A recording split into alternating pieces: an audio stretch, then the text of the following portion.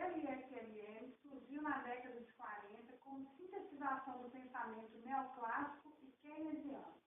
Esse modelo foi proposto pelos teóricos Higgs e Henry, considerado como modelo de generalização dessa teoria. Ele é importante e é considerado um instrumento de macroeconomia por equilibrar o comportamento global da economia e o efeito de eventuais ações ao nível da política monetária e fiscal nesse mesmo comportamento. A apresentação do modelo é feita normalmente num gráfico onde são relacionadas duas variáveis, a taxa de juros no eixo vertical e a renda agregada no eixo horizontal. A denominação,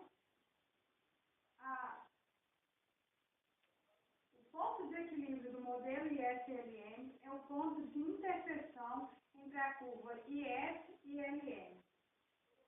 Ele se encontra em equilíbrio apenas quando existe uma oferta monetária suficiente para que seja gerada uma taxa de juros que equilibre a poupança planejada e o investimento. O modelo ISLM permite também a análise dos efeitos de políticas monetárias e fiscais na economia. Daniela Davi dos Reis, Polo de Partida, terceiro período de... Ok. Boa noite. Meu nome é Priscila Pinheiro dos Santos Queiroga.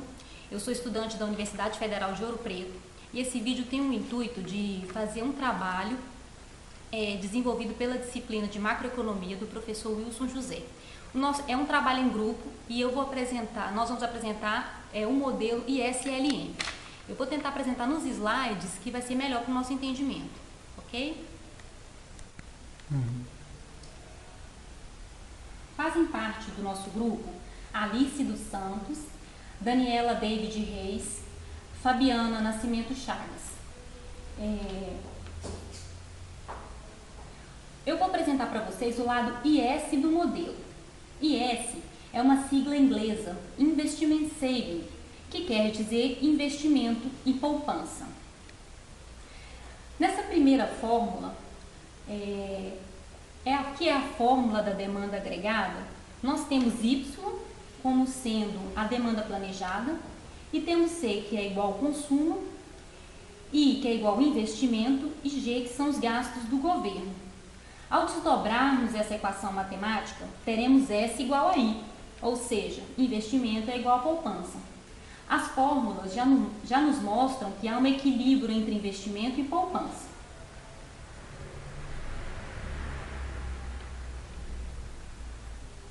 Nesse slide, nós temos uma conclusão apresentada por Henrique, de como se relacionam S e I, dando esse equilíbrio. Ele diz o seguinte: todos os pontos de equilíbrio de demanda e produto associados a cada nível de investimento geram a curva IS do gráfico. A curva desenhada segundo os eixos I, que é a taxa de juros, e Y, que é o produto, representa o lugar geométrico onde a economia alcançou o equilíbrio entre demanda e produto. Nesse slide podemos observar alguns aspectos específicos da curva taxa de juros versus produto. O ponto A apresenta uma associação entre os juros elevados e o produto baixo. Com base nesses juros, não existiriam tantos investimentos capazes de exercer o seu efeito multiplicador na economia e gerar finalmente uma renda Y1. Em consequência, teremos o desequilíbrio da economia. Da mesma forma, o ponto B, como podemos ver nesse gráfico, representa uma taxa de juros relativamente baixa para um produto elevado, o que significa que ainda existem investimentos economicamente viáveis a serem feitos na economia, o que alcançará ainda mais o produto para um ponto Y igual a zero. Por que razão a curva IS apresenta uma inclinação descendente negativa? Nós podemos dizer que a curva IS, por ser um lugar geométrico de pontos que estão em equilíbrio, é obtida pelo ajuste de várias equações e usa dessas duas equações para fazer esse ajuste, uma para a demanda efetiva e outra para a demanda por investimentos. A partir dessas duas equações, geramos uma terceira, que é a própria curva IS. Vamos ver essas variações através do próximo gráfico. Observando essa figura, teremos duas equações. Uma relativa à demanda por investimentos, que é o primeiro gráfico dA por Y, e a outra envolvendo o crescimento da poupança com a renda. Na terceira figura, nós temos um passo intermediário, que assume equilíbrio, mostrando que a poupança é igual ao investimento. Fechamos a análise no último quadrante, que utiliza o eixo das abscissas, retirado do gráfico da poupança em função da renda, e o eixo das ordenadas, retirado do gráfico da demanda por investimentos. Olhando para esse gráfico agora, nós temos a curva IS. Se A é pequeno, o valor do intercepto dA por A é alto. Da mesma forma, o valor da taxa de juros tende a cair rapidamente, já que Y por A é um valor grande. Essa situação conduz a uma curva IS bastante inclinada, próxima da vertical, ou seja, para um investimento pouco sensível à taxa de juros, temos a hipótese keynesiana de que a curva IS é uma reta vertical. Respondendo à pergunta inicial, conclui-se que a representação dos gráficos que a curva IS tem uma forma descendente negativa devido à taxa de juros serem menores do que os investimentos, fazendo com que ela se desloque para a vertical. Agora a Fabiana vai dar continuidade ao nosso trabalho mostrando o lado LM, ok? Olá, meu nome é Fabiana Nascimento Chagas e, como a Priscila havia falado, vou dar continuidade ao trabalho.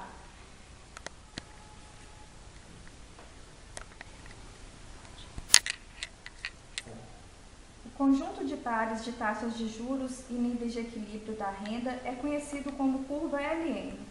O nome deriva-se das iniciais em inglês da demanda e oferta de moeda, pois a curva LM reflete o equilíbrio entre a oferta e a demanda de moeda. Como tal, a função LM é o conjunto de pontos de equilíbrio entre a preferência pela liquidez ou função de demanda por moeda e a função oferta de dinheiro. A curva LM confronta uma demanda variável por moeda com uma oferta rígida. A moeda tem 3 destinos. É mantida por precaução, para fazer transações e para especulações.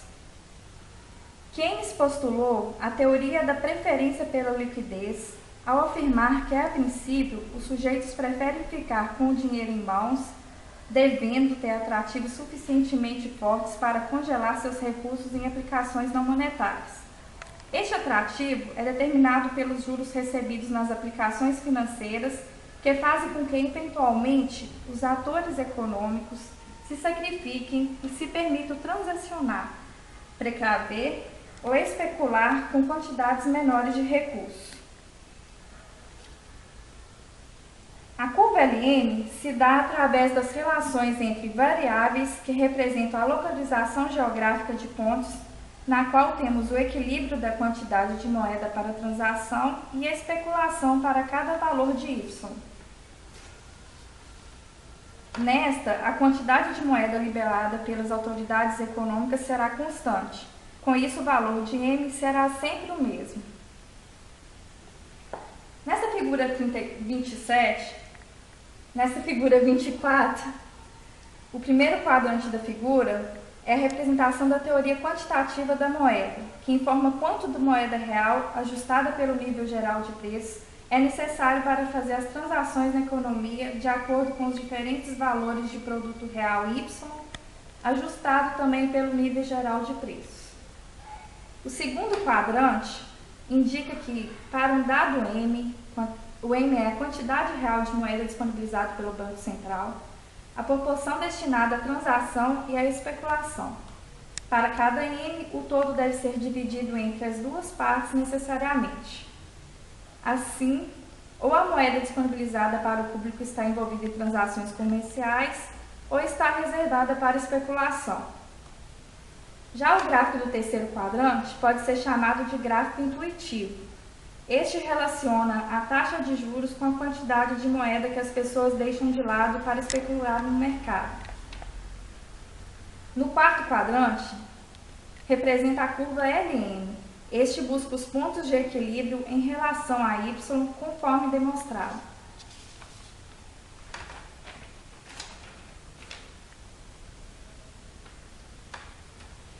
Quando a inclinação da curva LM é pequena, grandes aumentos da renda necessitam apenas de pequenos aumentos da taxa de juros para liberar a moeda para as transações, conforme nesta figura 27. Como a sensibilidade é grande em relação à taxa de juros, a demanda por moeda especulativa cai fortemente, liberando os recursos para atender a necessidade de mais transações. Ainda nessa figura 27, é apresentado também o caso de uma grande declutividade da curva LM, ou seja, quando esta se aproxima de uma linha vertical. Como a sensibilidade é pequena, as pessoas liberam pouca moeda do motivo especulação para o motivo transação. Para que uma quantidade mais substancial de moeda seja liberada, são necessárias grandes variações nas taxas de juros. Agora, voltando à pergunta que eu fiz inicialmente, por que a razão a curva LM apresenta inclinação ascendente positiva? Essa curva LM tem uma inclinação ascendente positiva, pois, dada a oferta de moeda, quando um dos componentes da demanda de moeda se eleva, o outro deve reduzir-se. Então, se há uma elevação na renda que gere aumento da demanda por motivo de transação de juros, deve-se elevar para diminuir a demanda por motivo portfólio, que é o motivo especulativo. E assim concluímos o nosso trabalho. Espero que vocês tenham entendido. Até uma próxima. Obrigada.